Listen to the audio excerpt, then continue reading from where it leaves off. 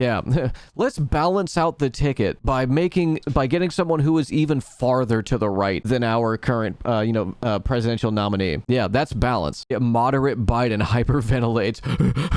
Terrible instincts. What is this? Beshear believer mental gymnastics. The VP pick should do no harm. Beshear balances a ticket without offending. It's Beshear. Shapiro doomer mental gymnastics.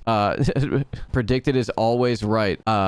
Staffer to a mayor know before anyone else for some reason. I believe a writer for Eater, the campaign's top labor surrogate, saying publicly he's the wrong choice but won't disqualify him. 1 year of governor experience is enough. Christ. This idea that he is the most progressive pick is absurd, especially when you've got the I've had it ladies endorsing Beshear. Had it or hit it, Diet Mountain Dew. Okay, I beat up on Diet Mountain Dew too much, so I will say in this one, hit it. Listen, it's not Diet Mountain Dew's fault that J.D. Vance made a joke about racism. It's unbelievable. A joke about racism, but should we be surprised? Because in the course of a week, J.D. Vance made a joke about racism, and then Donald Trump was just blatantly racist the other night with the journalists. Birds of a feather. But he ain't from Kentucky. He ain't from Appalachia. Yeah. And he ain't going to be vice president of the United States. You've got the liberal wine mom on board. You may be like, okay, a little cringe, but liberal wine moms love this shit. It's great. This is awesome. This is awesome. Like, this is the kind of affectations that people like. And also, I think Waltz would be a better pick. Keep this in mind. I think Waltz would be a solid pick. Beshear, however, is also not a bad choice. You have two solid people. I would even say three, because you still got Pritzker.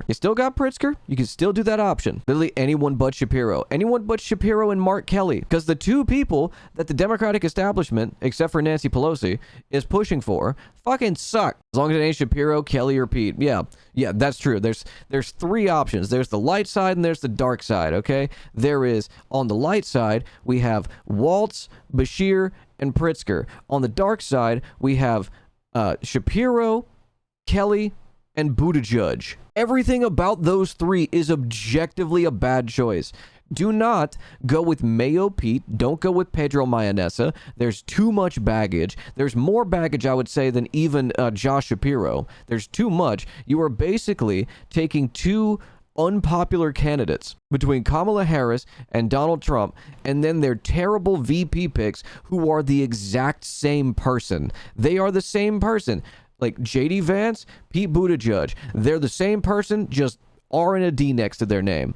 1-to-1. Did military service just for the resume, have like a hokey affectations to try and endear themselves to like a Midwest America, or Appalachia in JD's case, rural Andes, even though they fucking despise their roots and where they come from and where they ran for office and held office. You may say, oh, well, Pete Buttigieg is gay and J.D. Vance is in a heterosexual marriage. But both of them represent the distilled id poll of both parties. What do I mean by that? Was Pete Buttigieg unjustly maligned for being in a gay relationship and having an adopted child? Yeah, of course. He didn't deserve that. But oh boy, is he the most modern family type dynamic in his relationship with him and Chasten. And J.D. Vance, despite being in a, interracial marriage, props, I guess, is we need everyone to have babies. Everyone needs to have kids. If you're not barefoot and pregnant right now,